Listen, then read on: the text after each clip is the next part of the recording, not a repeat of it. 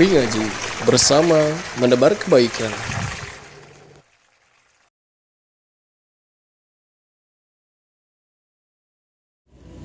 Bismillah, assalamualaikum warahmatullahi ta'ala wabarakatuh.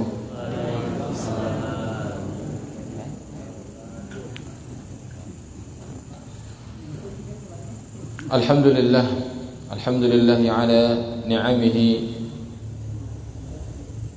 wa syukri ala taufiqihi wa amtinanihi. Wassalatu wassalamu ala ashrafil anbiya'i wal mursalin نبينا وحبيبنا محمد صلى الله عليه وسلم وعلى آله وأصحابه أجمعين.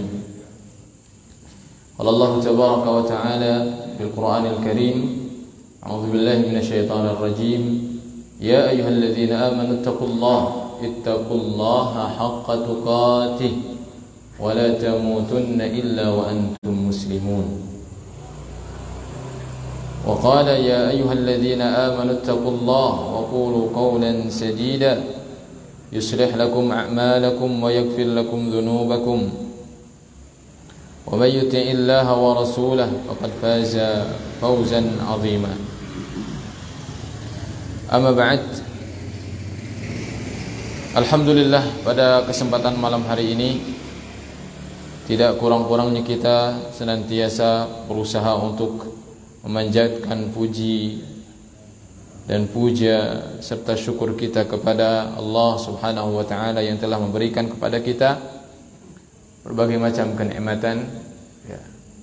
Nikmat hidayah, nikmat keamanan, nikmat ketentraman, nikmat kesehatan, nikmat yang tidak bisa kita hitung satu demi satu. Nikmat Allah sangat banyak sekali kepada kita. Yang kita rasakan hari ini itu adalah kenikmatan dari Allah Subhanahu wa taala. Dan alhamdulillah, pada malam hari ini nuansa yang berbeda, ya. Alhamdulillah. Ini dari kapan ini, Pak? Sebulan yang lalu, belum begini kan, ya? Masya Allah, ya. Ini atas taufik dan juga kemudahan dari Allah Subhanahu wa taala. Mudah-mudahan ya Allah berkahi masjid ini, Allah berikan kemuliaan bagi masjid ini, dan juga Allah mudahkan, ya, tidak hanya dimudahkan untuk perluasan masjid ini, namun juga Allah juga memberikan hidayah yang paling utama kepada masyarakat yang berada di sini untuk dapat memakmurkan masjid-masjid, ya Allah Subhanahu wa taala. Itu yang paling terpenting. Nah, sehingga salah satu di antara cara untuk memakmurkan masjid itu adalah dengan menghidupkan ilmu. Dengan menghidupkan ilmu, karena memang dari dulu masjid itu salah satu fungsi yang paling vital untuk masjid itu adalah sebagai sumber ilmu, di samping juga, ya, sebagai sumber untuk membangun kekuatan bagi kaum muslimin secara madiyah, ya, secara materi. Namun juga yang paling utama untuk dibangun oleh kaum muslimin itu adalah ruhaniyahnya, yaitu kekuatan ilmu. Dan insyaallah taala pada kesempatan malam hari ini kita akan melanjutkan pembahasan tafsir surah-surah pendek, dan insyaallah kita akan membaca bersama-sama surah Al-Kautsar, ya, surah Al-Kautsar. Ya, surahnya pendek. Insyaallah kita semua sudah menghafal. Sebelum kita masuk kepada pembahasan tafsirnya, maka mari kita baca bersama-sama terlebih dahulu seperti biasa. A'udzu billahi minasy syaithanir rajim. Silakan.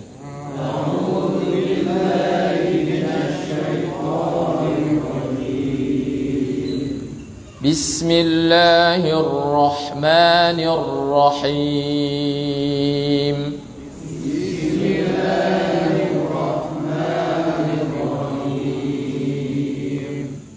Inna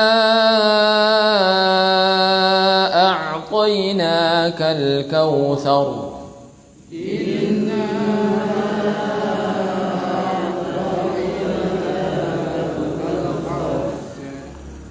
Fasalli li rabbika wanhar. Inna syani'aka huwal abtar.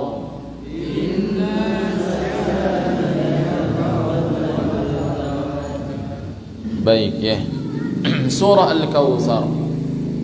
Surah Al-Kautsar adalah surah yang ke-108. Surah ini terdiri dari 3 ayat sebagaimana yang kita baca. Dan surah ini tergolong ke dalam jenis surat Makkiyah. Ya, surah apa? Makkiyah. Para jamaah mungkin pernah mendengar surah Makkiyah dan surah Madaniyah. Jadi surah Makkiyah ini surat-surat yang Allah turunkan sebelum Nabi SAW hijrah ke mana? Ke Madinah. Jadi kalau kita membaca Al-Quran dan kita faham artinya, insya Allah dengan sekilas pun kita akan bisa membedakan ya. Namun tidak mesti ya. Namun secara umum bisa dibedakan dengan karakter dari surah tersebut. Jadi ketika Nabi SAW di Makkah itu masa beliau berdakwah dengan penuh perjuangan dari segala macam cibiran, dari segala macam tuduhan. Ya. Jadi Nabi kita yang mulia SAW itu pernah dituduh yang macam-macam. Dituduh sesat, dituduh gila, dituduh seorang penyihir, dituduh seorang dukun. Ya, padahal beliau adalah Nabi SAW. Dan ketika beliau berdakwah kepada orang-orang kafir Quraisy di Makkah, itu selalu saja alasan mereka adalah ya, kami tidak akan meninggalkan ma wajadna alaihi aba'ana, yang menjadi ajaran nenek moyang kami. Selalu itu aja. Jadi mereka enggak memiliki bukti tentang ajaran mereka. Mereka enggak ada kitabnya, Pak. Orang-orang musyrik itu enggak memiliki kitab yang mereka baca gitu ya, yang mereka pelajari. Alasan mereka cuma satu aja, selalu dalam Al-Quran itu, apakah kita harus meninggalkan ajaran kita, nenek moyang kita? Ketika ditawarkan kepada mereka tauhid, agama Islam, enggak.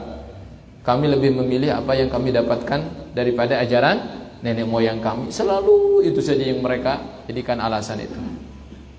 Ya. Sehingga mereka enggak ada untuk membantah Nabi SAW selain dengan cibiran, selain dengan tuduhan.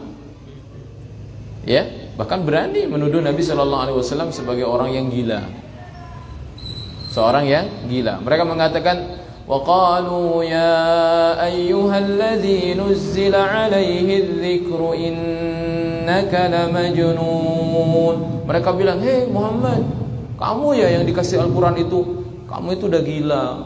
Dalam surah Al-Hijr. Ya, begitu mereka. Taib.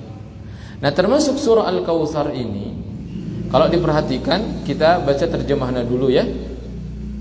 Ya, Allah Subhanahu wa taala berfirman, "Inna a'tainakal kautsar." Sungguh kami telah memberimu Muhammad nikmat yang banyak. Kalau terjemahan itu nikmat yang banyak, nanti kita akan jelaskan apa nikmat yang banyak itu. Fasalli li rabbika wanhar. Salat kamu.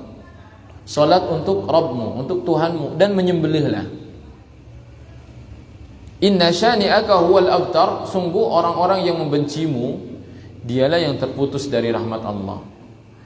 Jadi ayat yang ketiga ini menguatkan memang surah ini turun semasa beliau sedang berdakwah di Makkah sebelum berhijrah ke Madinah. Kenapa? Karena erat kaitannya dengan permusuhan atau ya perlakuan yang didapatkan oleh baginda sallallahu alaihi wasallam dari orang-orang kafir Quraisy. Dari orang-orang kafir Quraisy. Baik. Kita masuk kepada pembahasan ayat yang pertama ya, para bapak, para ibu yang dirahmati oleh Allah Subhanahu wa taala. Allah berfirman, "Inna a'tainakal kautsar." Nah, kami, kata Allah, sungguhnya kami telah memberikan kepadamu al-kautsar. Para ulama ahli tafsir menjelaskan apa itu al-kautsar. Apa itu al-kautsar? Kata mereka, al-kautsar itu diambil dari kata kasrah.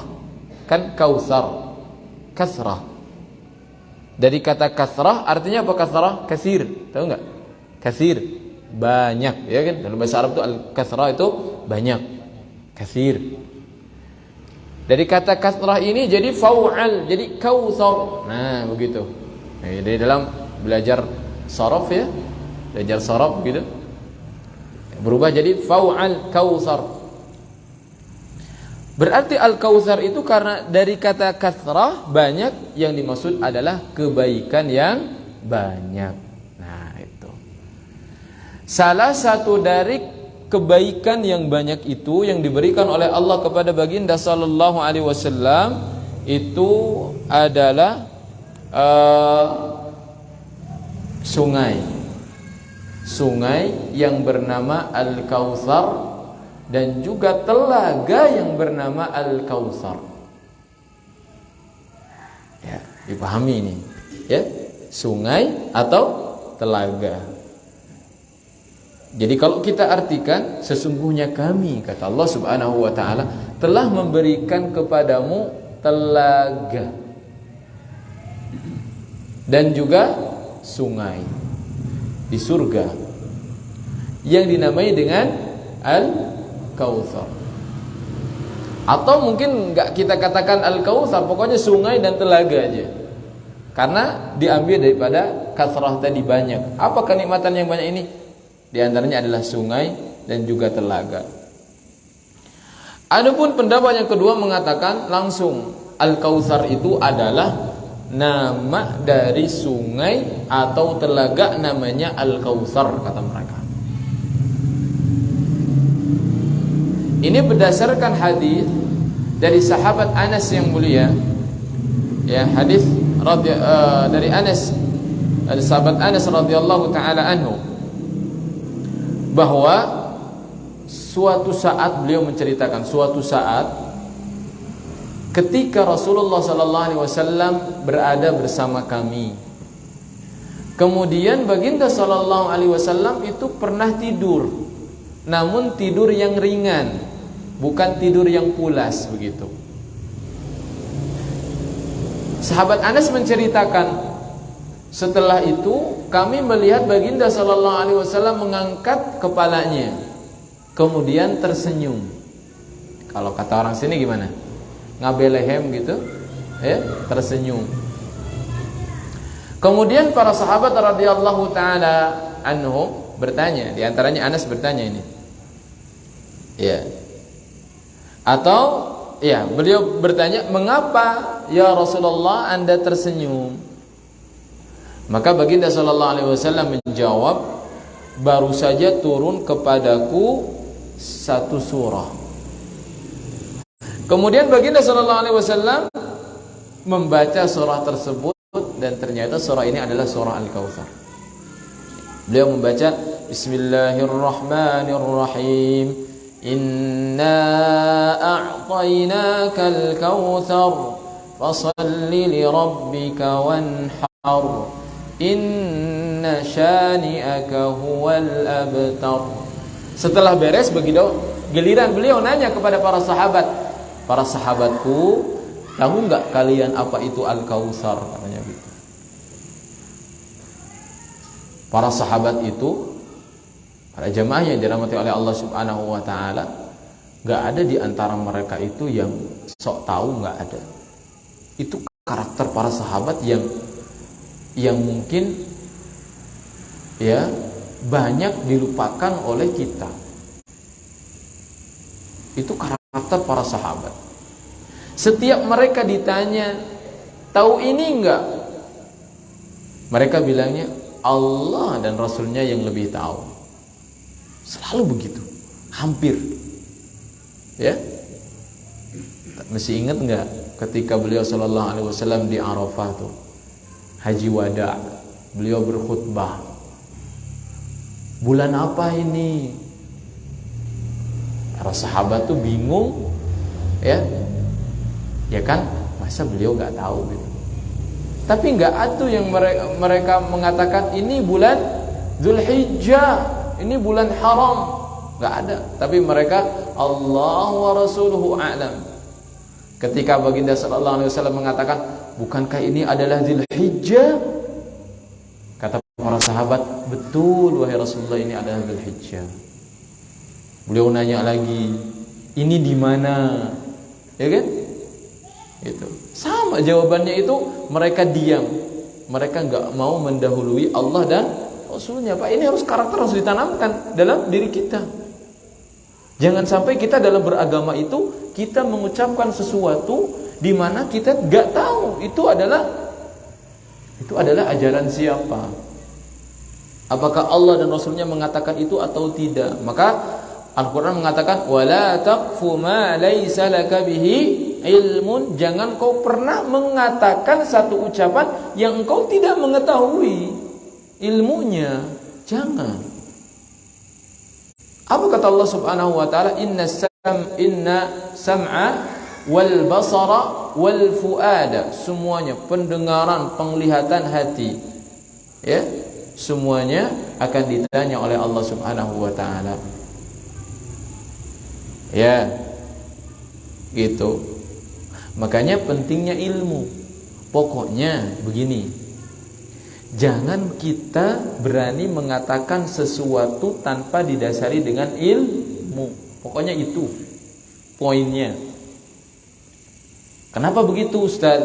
Karena setiap huruf yang keluar dari lisan kita tidak berdasarkan ilmu, itu akan diminta pertanggungjawaban oleh Allah Subhanahu wa taala. Apalagi berani berdusta atas nama Allah dan Rasulnya, itu diancam dengan ancaman yang keras. Dalam hadis yang mutawatir yang enggak perlu lagi diragukan kesahihannya, enggak perlu ditanya lagi hadis ini sahih apa tidak, sudah disepakati oleh seluruh para ulama, ini mutawatir, hadis ini sahih. Rasulullah sallallahu alaihi wasallam bersabda, "Man kadzdzaba alayya muta'ammidan falyatabawwa maq'adahu fin-nar." Siapa saja orangnya yang berani berdusta atas namaku. Maksudnya apa berdusta atas nama Rasulullah? Mengatakan ini hadis padahal bukan hadis. Banyak enggak hari ini? Banyak. Makanya hari ini banyak yang jualan hadis palsu. Katanya dari Rasulullah, setelah dicek bukan dari Rasulullah, itu buatan aja, buatan manusia palsu. Isinya bagus, Ustaz. Ya enggak ada yang namanya hadis kalau isinya enggak bagus. Orang bilang hadis berarti isinya yang bagus, bagus kan? Begitu. Semuanya juga. Biasanya dengan fadilah-fadilah amal, biasanya hati-hati itu. Hati-hati. Apa sebabnya? Di antara sebab yang dikatakan oleh para ulama kenapa ada orang-orang yang membuat hadis palsu, sebetulnya mereka niatnya baik. Gimana niatnya baik? Biasanya ya salah satu terjadinya pembuatan hadis palsu itu ketika seorang yang bersemangat ibadah melihat di sekitar dia orang-orang yang malas untuk beribadah. Buatlah dia hadis palsu, dibuatlah fadilah-fadilah amal, keutamaan-keutamaan amal supaya dia termotivasi. Jadi niatnya baik, cuman gak bener gitu. Hati-hati. Ya, itu diancam oleh Rasulullah sallallahu alaihi wasallam, "Man kadzdzaba alayya muta'ammidan." Barang siapa yang sengaja berdusta atas namaku, ini adalah dari Rasulullah, hadis Rasulullah padahal bukan, falyatabawwa maq'adahu fin-nar. Siapkan saja tempat duduknya di neraka. Diancam oleh Rasulullah, siapkan tempat duduknya di neraka. Ya, begitu. Jadi sekali lagi, ya, perlunya ilmu. Makanya para sahabat itu gak mau bicara tanpa ilmu, gak mau bicara tanpa, bahkan ketika mereka pun sudah tahu itu, tapi ketika Rasulullah nanya, loh kok beliau nanya, jangan-jangan Rasulullah bakal menamakan hari ini atau bulan ini dengan selain Dzulhijjah. Sampai ada pikiran begitu para sahabat, saking mereka turut taatnya ngikut baginda sallallahu alaihi wasallam gitu. Nah di sini juga sama. Tahu nggak Al-Kautsar? Padahal kan itu bahasa Arab ya, Al-Kautsar. Ya, tapi mereka mengatakan Allah dan Rasulnya yang lebih tahu. Nah, setelah itu baginda sallallahu alaihi wasallam menjawab, Al-Kautsar itu fa innahu nahrun. Al-Kautsar itu adalah satu sungai, wa adanihi Rabbi azza wa jalla. Allah menjanjikan kepadaku tentang sungai tersebut. Jadi Allah memberikan janji bagiku, yaitu sungai tersebut. Khairu alaihi khairun katsir, di mana sungai tersebut memiliki banyak kebaikan. Kemudian oleh Rasulullah sallallahu alaihi wasallam dikuatkan lagi, huwa haudun, dan sungai, dan itu Al-Kautsar itu termasuk juga haud, yaitu telaga. Haudun taridu alaihi ummati, yang akan didatangi oleh umatku.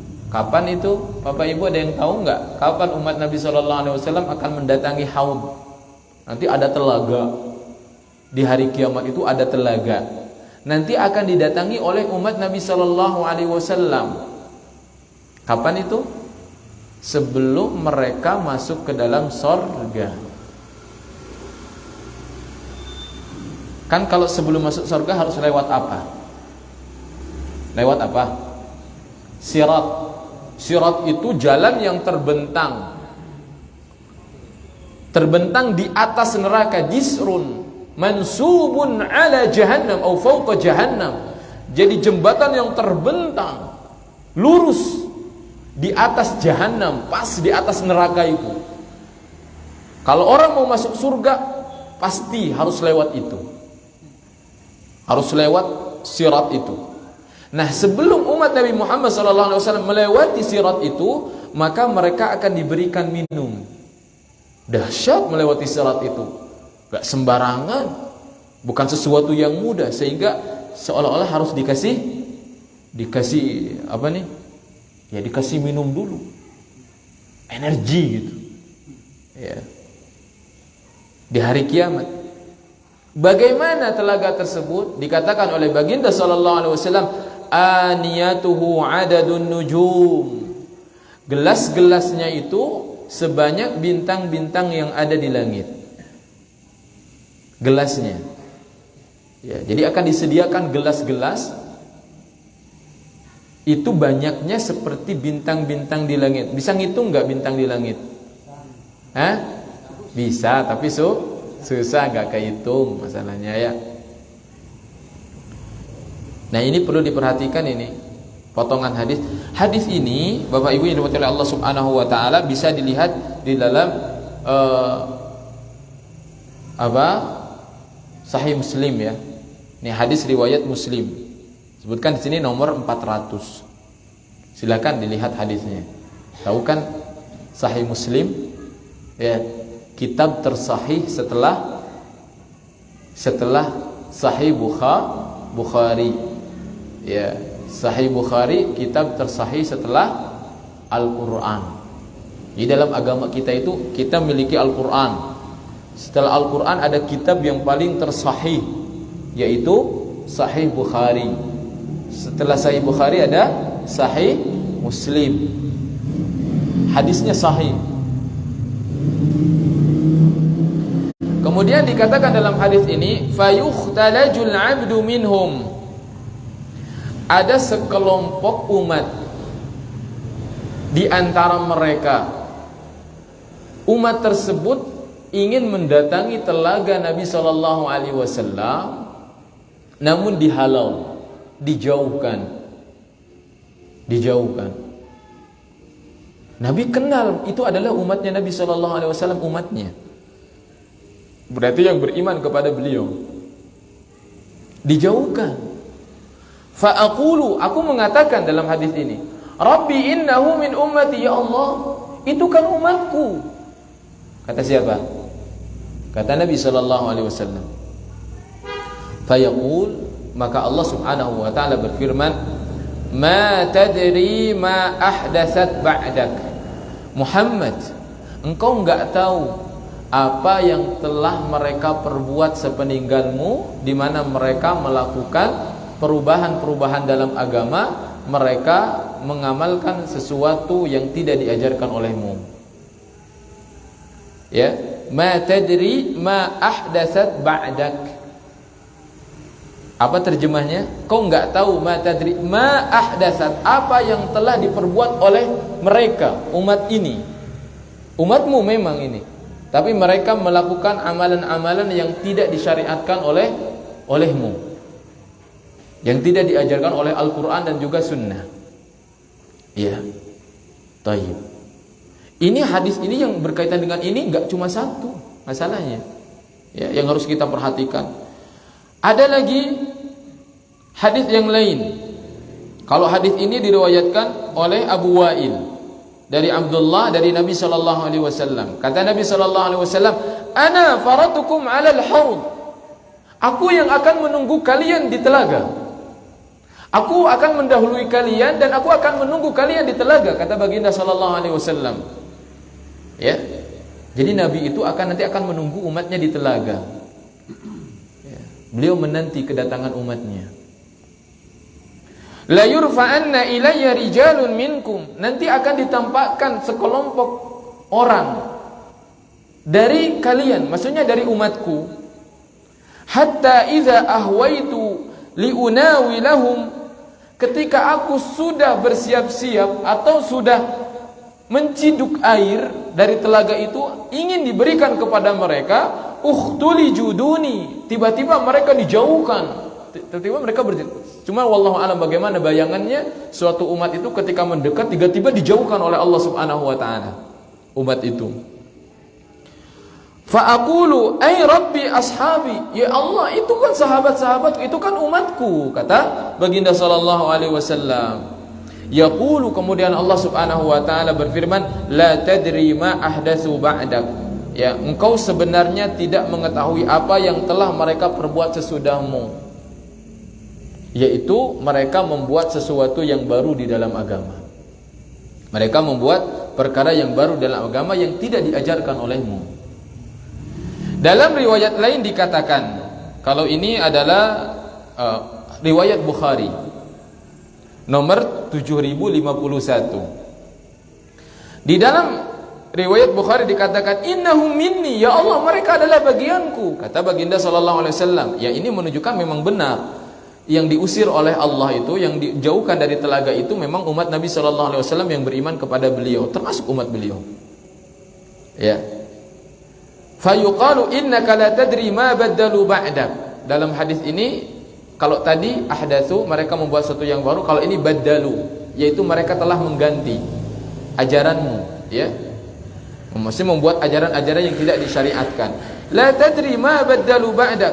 Fa aqulu, maka kalau di sini aku yang mengatakan, maksudnya beliau sallallahu alaihi wasallam sendiri yang mengatakan, suhqan liman badala ba'di. Celaka siapapun yang mengubah ajaran sepeninggalanku. Ya. Hadis ini adalah hadis yang sangat mulia dan hadis yang sangat, ya, dari sisi lain itu sangat mengkhawatirkan bagi kita selaku umatnya. Kenapa? Karena hadis ini memberikan arahan kepada kita agar kita betul-betul memastikan bahwasanya setiap amalan kita itu ada sumbernya dari Nabi sallallahu alaihi wasallam. Setiap amalan kita sesuai dengan petunjuk Nabi sallallahu alaihi wasallam. Kalau bisa mah pas. Kalau bisa mah pas gitu. Ya. Pas banget. Gitu. Makanya Nabi sallallahu alaihi wasallam itu berusaha ketika dalam salat beliau sampai mengatakan khudhu Sallu, kalian salat kama raaitumuni usalli, sebagaimana kalian lihat aku salat. Nabi takbir, diajarin tuh. Jadi enggak cukup Al-Qur'an kan memerintahkan salat. Kemudian Nabi juga dalam hadisnya fakabbir fa idza kabbara, begitu ya, takbir. Dari mulai takbir sampai salam diajarin oleh Nabi, tapi secara lisan. Namun enggak cukup. Saking Nabi SAW pengen kalau umatnya kelak itu bertemu dengan beliau di telaga, jangan sampai termasuk orang yang mengubah ajaran beliau, sampai dicontohkan. Masalah salat, masalah haji juga sama. Beliau ketika berhaji mengatakan, khudhu anni manasikakum, sok ambil tata cara manasik haji kalian dariku. La'alli la alqakum ba'da ami hadza. Boleh jadi aku tidak bertemu lagi dengan kalian setelah tahun ini. Dan betul saja, beliau wafat. Ya. Tapi beliau telah mengajarkan tata cara ibadah yang harus dilakukan oleh umatnya. Sampai tata cara detailnya itu pokoknya sudah diajarin, harus begini. Ya, gitu ya. Makanya dalam sholat perhatikan, dalam haji, praktek haji perhatikan, jangan sembarangan. Yang tidak diajarkan itu jangan sekali-kali kita berani. Ya, apalagi ya nggak jelas pokoknya. Ya, nggak jelas, misalkan ada praktek-praktek ibadah yang memang itu tidak diajarkan oleh Nabi SAW, pokoknya jangan sampai kita lakukan. Pokoknya harus memastikan, apalagi ya ibadah haji, kita udah keluarkan biaya banyak, kita ingin mabrur, umrah, ya udah keluarkan biaya banyak, maka tentu saja kita harus lebih memperhatikan ini. Ya, karena tenaga, semuanya materi yang dikeluarkan ini, tentu saja kita menginginkan ridha, menginginkan ibadah kita diterima di sisi Allah Subhanahu wa taala, dan ibadah itu tidak semerta-merta dapat diterima langsung oleh Allah Subhanahu wa taala kecuali jika satu ikhlas, yang kedua sesuai dengan petunjuk Nabi sallallahu alaihi wasallam. Ya, sesuai dengan petunjuk Nabi sallallahu alaihi wasallam gitu. Bahkan lebih dari itu, amalan yang kita lakukan itu harus thayyib, baik ya, thayyib, baik itu. Rasulullah sallallahu alaihi wasallam mengatakan, innallaha thayyibun la yaqbalu illa thayyiban. Allah itu baik, maha baik, dan Allah tidak menerima kecuali yang baik. Ya, terima yang baik. Sedekah dari harta curian itu enggak diterima, ya. Haji dari hasil usaha yang tidak halal itu tidak bisa. Ya, misalkan dari hasil riba haji gitu kan. Nah, gitu kan? Itu enggak bakalan diterima oleh Allah Subhanahu wa taala, meskipun dia keluar tenaga, keluar biaya, enggak diterima oleh Allah Subhanahu wa taala. Ya, seperti itu. Baik. Sudah masuk azan belum? Ya, di sini udah masuk. Ya, silakan.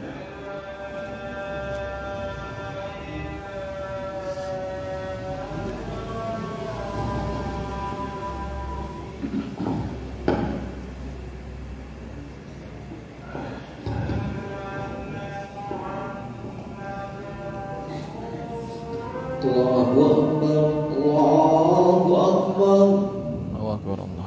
Allahu Akbar, Allahu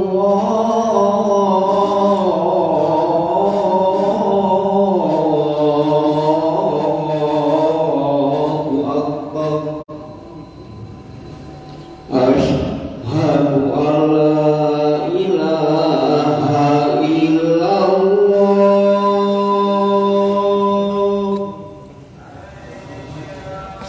Asyhadu an la ilaha illallah.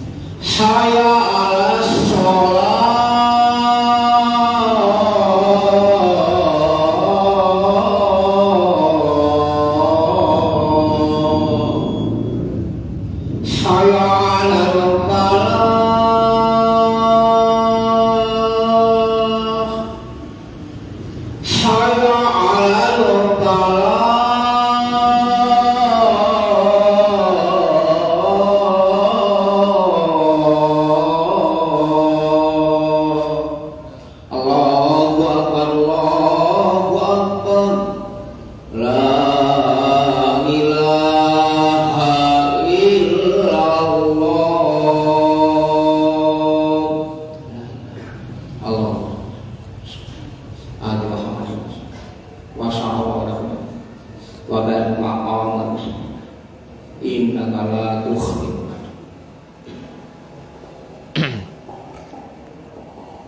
Para jemaah yang dirahmati oleh Allah Subhanahu wa taala,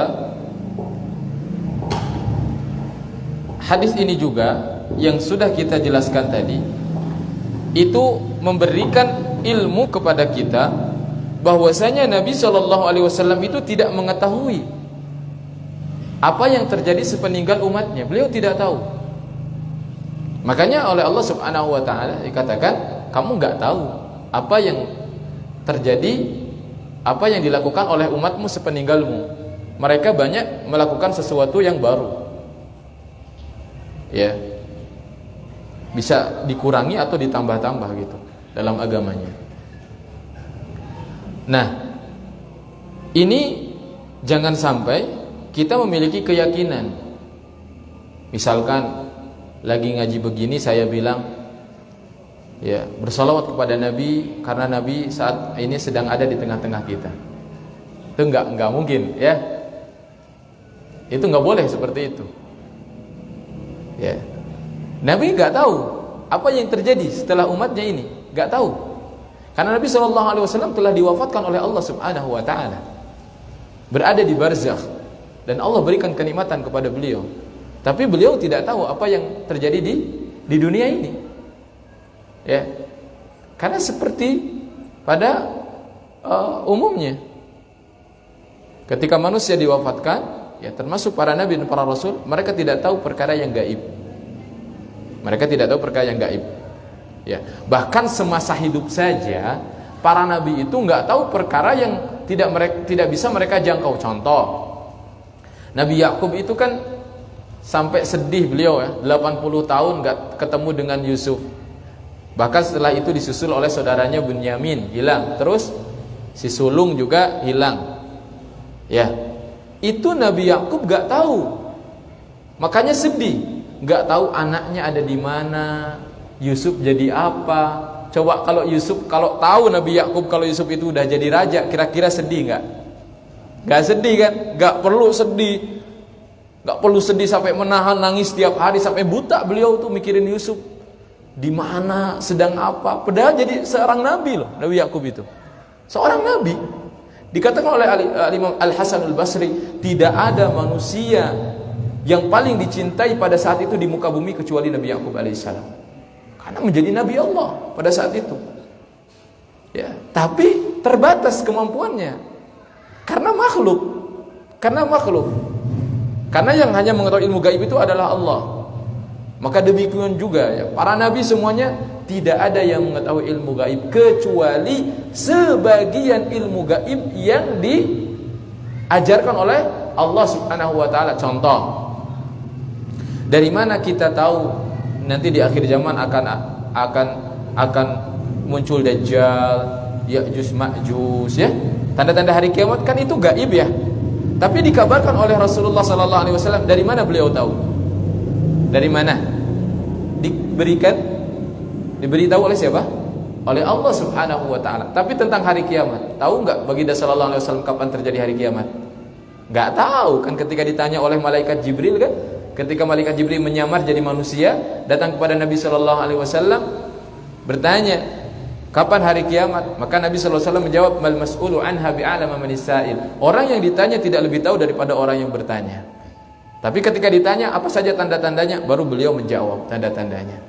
Artinya para nabi, para rasul tidak mengetahui ilmu gaib kecuali yang diajarkan oleh Allah saja. Gitu, ya.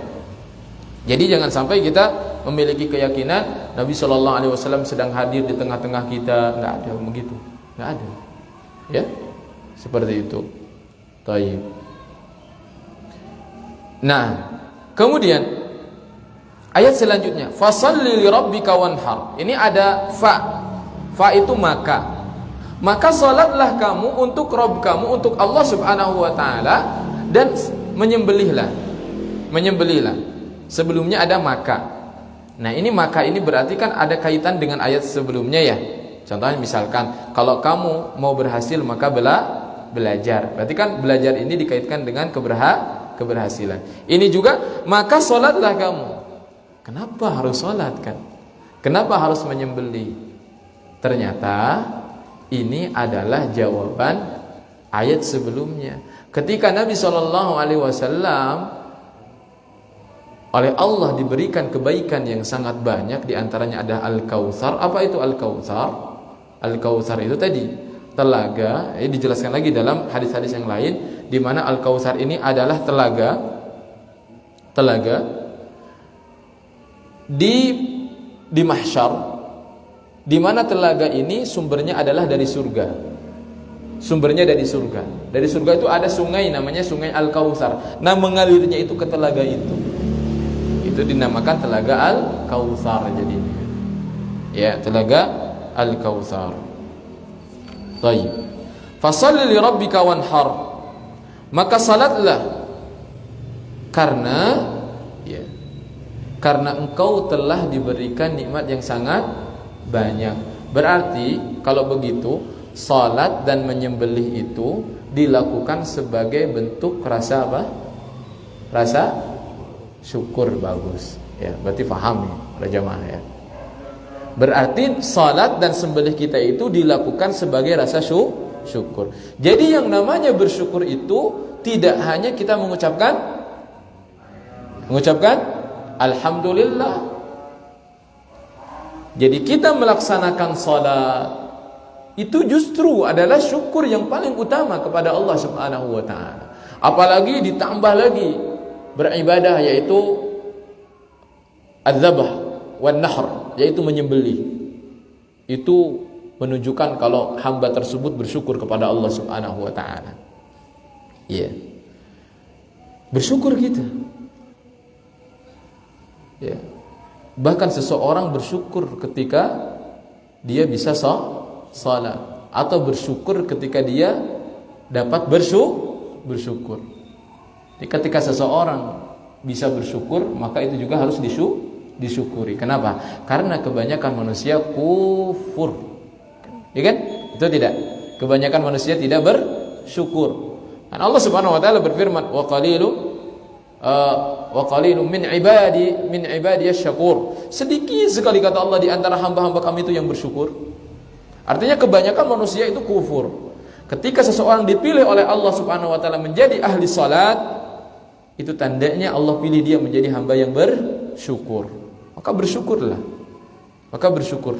Jadi tambah syukur gitu ya. Nah, kemudian Allah Subhanahu wa taala dalam ayat ini Allah gandengkan antara salat dengan menyembelih. Allah gandengkan antara salat dengan menyembelih. Apa rahasianya? Karena ini adalah dua ibadah yang sangat agung. Kalau salat itu adalah ibadah yang dilakukan oleh badan kita. Ya, dengan penuh ketundukan, kekhusyuan gitu. 5 waktu. Disiplin. Gitu kan? Ya. Kalau orang sudah menjaga salat 5 waktunya, ya berarti dia sudah disiplin. Bahkan dia mungkin lebih mementingkan, dikatakan dia lebih mementingkan akhirat dia daripada dunia dia. Kan biasanya kalau kerja itu butuh waktu yang panjang ya, kerja itu. Ya, kadang-kadang orang itu meninggalkan sholat itu, bukan kadang-kadang ya begitu. Kebanyakan orang ninggalin sholat itu karena pekerjaan kan, yang nggak bisa dipotong gitu loh, nggak bisa dipotong. Maka ketika seseorang ketika bekerja dia berani memotong dengan sholat dia, ya berarti dia itu ya telah mengorbankan sesuatu. Dia bersyukur kepada Allah Subhanahu wa taala. Wanhar, dan sembelihlah. Menyembelih ini adalah ibadah yang sangat agung juga. Karena menyembelih ini berkaitan dengan ibadah harta. Jadi ibadah fisik digabungkan dengan ibadah harta. Bahkan ibadah menyembelih ini bisa dikatakan kalau orang sudah sampai kepada level ini, artinya bersedekah, dia mengeluarkan harta, dia sudah mencapai derajat hamba yang ya lebih dari yang tadi. Kan Pak, kita kan kalau suruh sholat, kita mampu sholat ya, alhamdulillah mampu sholat. Coba kalau disuruh sedekah, udah mending sholat aja lah Ustaz, 100 rakaat ya kan. Kadang-kadang kalau disuruh untuk sedekah, Untuk kurban lah contoh misalkan ya. Untuk kurban ini menyembelih, itu berkaitan menyembelih kurban lah gitu. Kan gitu. Jadi orang itu lebih lebih suka ya ibadah salat saja ketimbang ya ibadah harta. Kenapa?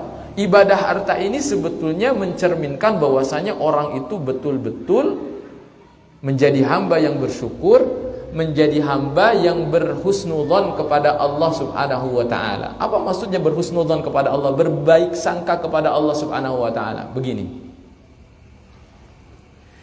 Orang itu beribadah mengeluarkan harta, contoh kurban atau sedekah yang lainnya. Itu harta dia didapatkan dari hasil apa? Hasil keringat dia kan?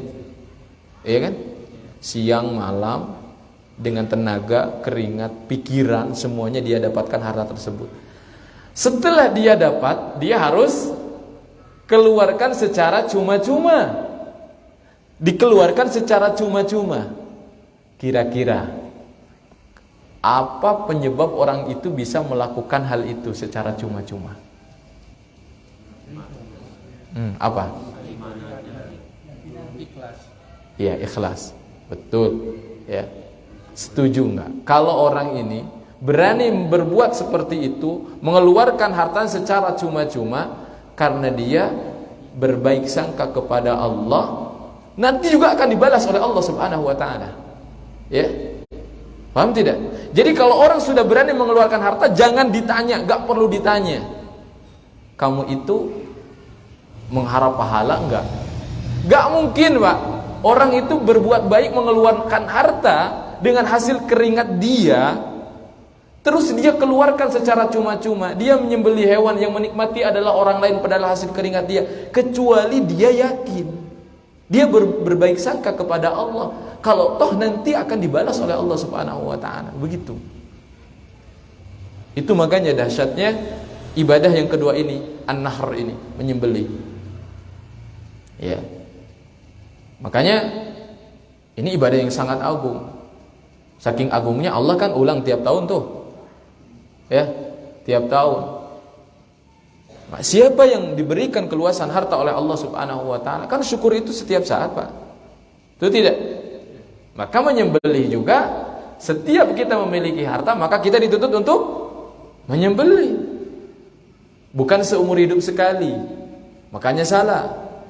Kalau orang itu mengeluarkan kurban itu tahun ini bapaknya, tahun depan ibunya, anaknya cuma satu, udah 3 kali aja seumur hidup, 60 tahun hidup cuma 3 kali korban. Kan gitu. Ya kan? Coba. Dengan ini aja sudah bertentangan. Apalagi dengan hadis-hadis yang lain, karena memang tidak begitu syariat kurban itu. Syariat kurban itu bagi yang mampu tahun itu maka berkurban. Bahkan diancam, barang siapa yang mampu dan dia tidak berkurban, kata Rasulullah, fala yaqrabanna masjidi, jangan kamu dekati masjid aku, kata Rasulullah. Ya, dihardik orang seperti itu, gak mau berkurban padahal dia mampu.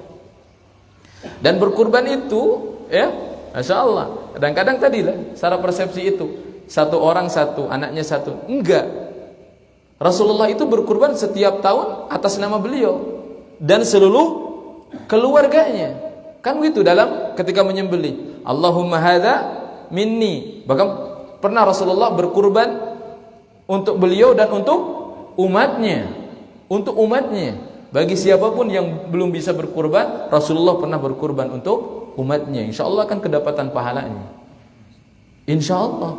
Apalagi kan yang berkurban Rasulullah, diterima nggak kira-kira amalan Rasulullah? Diterima. Tapi kan meskipun begitu kan nggak ada yang bilang, kan saya udah berkurban, Rasulullah sudah berkurban, saya nggak kurban kan, udah berkurban. Kan nggak gitu. Tetap saja dituntut setiap orang harus berkurban ketika dia mampu. Kan begitu. Ya. Ya tidak hanya kurban saja, ini juga sama, menyembelih pada momen-momen lain. Contohnya para jamaah haji yang melaksanakan haji tamattu dengan haji qiran, maka wajib mereka untuk menyembelih al-hadyu. Ya, kan haji itu ada 3, ada tamattu, ada ifrad, ada qiran. Nah, yang haji tamattu dengan qiran ini yang mereka wajib untuk menyembelih. Kalau yang ifrad mereka tidak diberikan kewajiban untuk menyembelih. Di hari 10 setelah melempar jumrah al-aqabah, mereka menyembelih, ya. Kemudian setelah itu mereka tahallul, ya. Mereka tahallul, mereka tawaf ifadah, ya. Kemudian sa'i, begitu. Nah, itu di sana ada pada hari ke-10. Itu.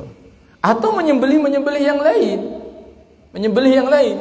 Misalkan bapak-bapak, saya mau ibadah nih, saya punya kambing, saya mau nyembelih kambing, ya kan? Bismillah, ya kan? Menyembelihnya dengan nama Allah, dengan niat ibadah, itu ibadah yang sangat besar. Kemudian dibagikan kepada tetangga, itu adalah ibadah. Dan yang paling penting di dalam menyembelih, ingat, fasalli li rabbik. Maka salat dengan menyembelih ini dikhususkan oleh Allah, maka hendaknya diniatkan untuk siapa? Untuk Allah. Untuk Allah menyembelih itu. Tidak boleh menyembelih untuk jin. Tidak boleh menyembelih untuk para wali, tidak boleh. Menyembelih untuk siluman, tidak boleh. Nyi Roro Kidul, tidak boleh, haram. Bahkan itu adalah kesyirikan. Paham? Ayatnya fasalli li rabbika wanhar. Udah, ayat lain aja. Inna salati, ayo Pak. Wa nusuki wa mahyaya wa mamati lillahi rabbil alamin. Kita sendiri sudah hafal ayatnya. Katakan, sesungguhnya salatku, wa nusuki, dan sembelihanku. Makanya haram kita memakan sesajen dagingnya, khususnya dagingnya. Kenapa? Karena daging ini dipersembahkan untuk siapa? Untuk syaitan, untuk jin. Ya, sesajen, ya kan? Di gunung-gunung, kadang di bawah pohon gitu, di bawah batu. Untuk siapa itu? Ya, untuk jin. Tapi jinnya suka juga ya, yang begitu. Dan nggak dimakan oleh mereka. Mereka tuh pengennya kita tuh jadi budak mereka, taat aja gitu. Ya, kopi pahit. Ya, ngopi juga mereka. Enggak ngopi ya. Cuman gitu. Tayyib. Enggak boleh itu. Ya. Enggak boleh. Untuk orang soleh saya menyembelih atas nama orang soleh ini, wali misalkan. Enggak boleh, haram. Inna salati wa nusuki, sembelihanku hanya untuk Allah. Makanya begitu. Kita tidak boleh memakan sembelihan agama musyrik, ya, Hindu, Buddha, itu gak boleh. Tapi kalau ahlu kitab Yahudi dan Nasrani boleh. Kenapa boleh? Al-Quran yang membolehkan. Kita gak bisa tanya lagi, kan gak bisa protes lagi. Al-Quran yang membolehkannya, ya. Dalam Al-Quran dikatakan, al-yawma uhilla lakumut tayyibat. Hari ini aku halalkan yang baik-baik, kata Allah. Wa ta'amul ladzina utul kitaba halal lakum. Termasuk makanan, sembelihan ahli kitab Yahudi dan Nasrani halal bagi kalian. Ya. Halal bagi. Wa ta'amukum halal lakum. Begitu juga makanan kalian halal bagi mereka. Ya. Iklan dulu ya. Sebentar. Alhamdulillah. Baik. Ya, haram. Sembelihan mereka itu haram. Yang bukan ahlu kitab. Kenapa? Karena mereka nyembelih untuk siapa? Untuk patung. Patung itu apa? Jin. Ya. Dalam Al-Quran disebutkan, bal kanu ya'budunal jin. Yang mereka sembah itu sebetulnya jin. Ya, jin. Ya, meskipun patung-patung, tapi sebetulnya jin di sana itu. Ya, baik. Ya, kecuali tadi ahlu kitab Yahudi dan Nasrani, kalau mereka nyembelih ngasih ke kita boleh dimakan. Alasannya apa? Kalau dicari alasan pasti ada, para ulama ngasih alasan. Karena mereka itu adalah agama samawi. Agama apa samawi itu? Agama langit. Mereka juga dikasih kitab Injil dan Taurat. Jadi sebetulnya ada kedekatan, ada dekat. Kalau agama Yahudi dan Nasrani itu dengan Islam itu, ya sebetulnya kalau merujuk kepada sejarahnya, ya mereka sama-sama agama dari langit, punya nabi yang diutus oleh Allah Subhanahu wa taala sama. Jadi mereka diberikan apa ya? Ya, suatu inilah oleh Allah Subhanahu wa taala. Seperti itu, ada ketentuan dalam Al-Qur'an. Baik, ya, jadi jangan sampai kita menyembelih untuk selain Allah Subhanahu wa taala, karena itu bahaya. Itu adalah sebuah kesyirikan, tidak boleh. Ya, bahkan untuk orang saleh itu pun tidak boleh. Ya, jadi hanya untuk Allah Subhanahu wa taala. Jadi ada dalam dua. Ketika kita menyembelihnya bismillah dengan nama Allah, jangan dengan nama apa gitu. Ya kan? Penghuni mana? Itu enggak boleh. Ya, enggak boleh. Harus bismillah, Allahu akbar. Gitu.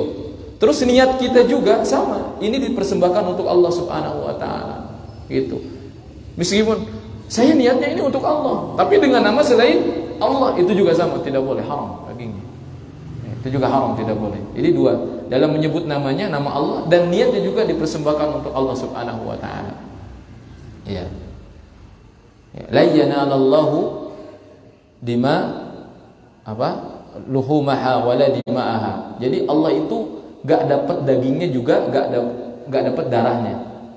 Walakin ya dalam ayatnya saya lupa, akan tetapi Allah Subhanahu wa taala yang sampai kepada Allah adalah takwanya. Bukan darahnya. Meskipun untuk Allah bukan darahnya, bukan dagingnya kata Allah dalam Al-Qur'an. Tapi yang sampai adalah takwanya. Artinya itu adalah untuk Allah Subhanahu wa taala. Persembahan untuk Allah Subhanahu wa taala sampai kepada Allah. Tayyib. Ya. Sebentar lagi. Kemudian berikutnya di dalam ayat yang tadi, ya. Fashalli li rabbika wanhar. Atau dalam ayat sebelumnya juga, di mana itu adalah janji dari Allah Subhanahu wa taala bagi baginda sallallahu alaihi wasallam, yaitu telaga Al-Kautsar atau sungai Al-Kautsar di surga. Ya. Dan itu adalah sebagai bentuk hiburan dari Allah Subhanahu wa taala. Allah menghibur beliau. Artinya, hai Muhammad, kamu enggak usah sedih. Kamu enggak usah sedih karena sudah kehilangan dunia. Apa yang kehilangan? Dunia apa yang hilang dari beliau? Beliau itu kan nasabnya mulia, Pak. Nasab beliau itu mulia, betul tidak? Hah? Ya, siapa yang hafal nasab beliau? Saya kasih hadiah.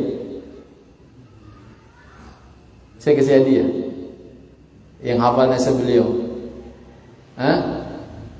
Muhammad ibn Abdullah ibn Abdul Muttalib bin Hashim ibn Abdi Manaf bin Qusay bin Kilab bin Ka'ab bin Murrah bin Lu'ay bin Ghalib bin Fihr, terus bin Malik bin Nadar bin Kinanah bin Khuzaimah bin Mudrikah bin Ilyas bin Mudar bin Nizar bin Ma'ad bin Adnan. Itu masih jauh Pak ke Nabi Ibrahim. Sampai sana saja yang disepakati itu. Kesananya itu banyak diperselisihkan, tapi yang jelas beliau nasabnya sampai kepada Nabi Ismail bin Ibrahim alaihissalam. Kalau yang mengaku cinta Nabi SAW hafal juga nasab beliau, hafal juga istri-istri beliau, siapa namanya? Hafal gak istri-istri beliau namanya? Ada berapa tuh? Ya, paling tidak itu nasab beliau mulia.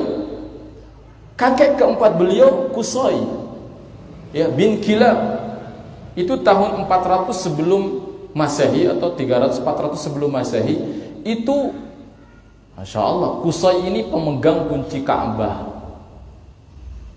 Dari segi agama dan politik dikuasai oleh kakek Nabi ini, kakek keempat ini Nabi. Siapa? Qusay. Ya, Qusay bin Kilab. Itu. Jadi dipegang tuh oleh beliau. Ya, makanya ketika Nabi SAW menaklukkan kota Makkah, kemudian beliau menuju orang-orang Quraisy dan mengatakan, kira-kira pendapat kalian tentangku apa? Kata Nabi SAW kepada mereka. Kata mereka apa? Engkau adalah anak yang mulia dari seseorang yang mulia. Nasab beliau itu mulia, Pak. Tapi beliau sampai direndahkan oleh orang-orang Quraisy. Ini membuat beliau sedih. Beliau juga normal, manusia biasa. Maksudnya manusia biasa di sini memiliki perasaan, memiliki hati. Direndahkan itu gak suka, dicelak, dicemooh itu gak suka beliau. Gitu. Apalagi beliau ini seorang utusan Allah. Dan beliau tidak berbohong. Beliau seorang nabi, malah dibilangnya gila, malah dibilangnya penyihir, malah dibilangnya dukun. Ya. Begitu. Malah dibilangnya sesat. Begitulah. Sebagaimana para nabi yang lain dibilang seperti itu. Baik.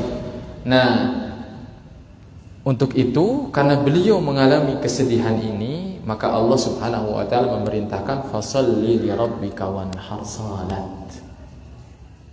Jadi salat itu adalah sebagai obat dari kesedihan. Di dalam surah Al-Hijr Allah Subhanahu wa taala berfirman, "Wa laqad na'lamu annaka yadhiqu sadruka bima yaqulun." Kata Allah Subhanahu wa taala, Muhammad, kami betul-betul mengetahui bahwa dadamu itu sesak sempit atas apa yang mereka katakan kepadamu. Terlebih lagi diriwayatkan bahwasanya ketika putra beliau Ibrahim wafat, itu kan keturunan beliau ya, laki-laki. Orang-orang musyrik mengatakan Muhammad udah dia terputus dia nasabnya, udah kasihan dia terputus nasabnya. Nabi itu sakit, dadanya tuh sempit ya, gak enak. Orang mendengar perkataan itu gak enak. Bagaimana mungkin dikatakan orang itu putus keturunannya begini, dicela gitu kan. Dia juga sama memiliki hati nurani. Namun Allah Subhanahu wa taala hibur ya. Jadi aku juga tahu, kata Allah Subhanahu wa taala, dadamu itu sempit karena perkataan mereka. Namun Allah memberikan solusi, fasabbih bihamdi rabbika wa kum minas sajidin. Solusinya, ayo kamu bertasbih. Subhanallah, subhanallah, subhanallah. Diperintahkan bertasbih. Ya. Wa kum minas sajidin. Ayo kamu menjadi bagian dari orang-orang yang sujud kepada Allah Subhanahu wa taala. Jadi salat. Ya, solusinya salat. Itu, ya. Wa'bud rabbaka hatta ya'tiyakal yaqin. Sembahlah Allah, fokus, enggak usah dengerin mereka, fokus aja beribadah sampai datang ajal, al-yaqin, sesuatu yang yakin yaitu ajal, kematian kepadamu. Nah, ini juga ya sebagai ini ayat terakhir sebagai bantahan, inna syani'aka huwal abtar, kata Allah. Justru yang mencelakmu yang terputus dari rahmat Allah Subhanahu wa ta'ala. Jadi Nabi Muhammad itu dicela oleh mereka, dihina, dicerca, dipojokkan. Beliau sesak dadanya ya. Diperintahkan oleh Allah untuk bertasbih, untuk salat supaya lega lagi. Ternyata ya saya memiliki Allah Subhanahu wa ta'ala. Nabi aja sampai begitu gitu ya. Apalagi kita. Nabi saja yang sudah disampaikan kepada beliau, walal akhiratu khairul laka minal ula. Akhiratmu pasti lebih baik daripada duniamu. Kamu akan dapat ini. Udah dijanjikan Al-Kautsar lagi, tapi tetap saja ya merasa hatinya itu ada lah gitu ya, sempit. Itu karena omongan orang. Tapi sekali lagi oleh Allah dikasih lagi ya, kasih lagi solusinya supaya hatinya luas lagi, supaya tawakalnya, harapnya hanya kepada Allah Subhanahu wa taala. Sebaliknya justru orang-orang yang memusuhi Nabi lah yang akan terputus abtar, jauh dari rahmat Allah. Mereka akan sempit hidupnya, akan gelisah hidupnya. Perhatikan, makanya salah satu tanda kalau kita itu berada di dalam kebenaran itu, hati kita itu lapang. Meskipun keadaan kita sempit, lapang hatinya. Ya, berbeda orang yang memusuhi dakwah, memusuhi agama Allah Subhanahu wa taala. Meskipun secara zahir dia memiliki segala-galanya, tapi dia tidak akan pernah diberikan ketenangan oleh Allah Subhanahu wa ta'ala dalam hidupnya. Ya demikian. Ya sudah lama ya waktunya. Taib ya.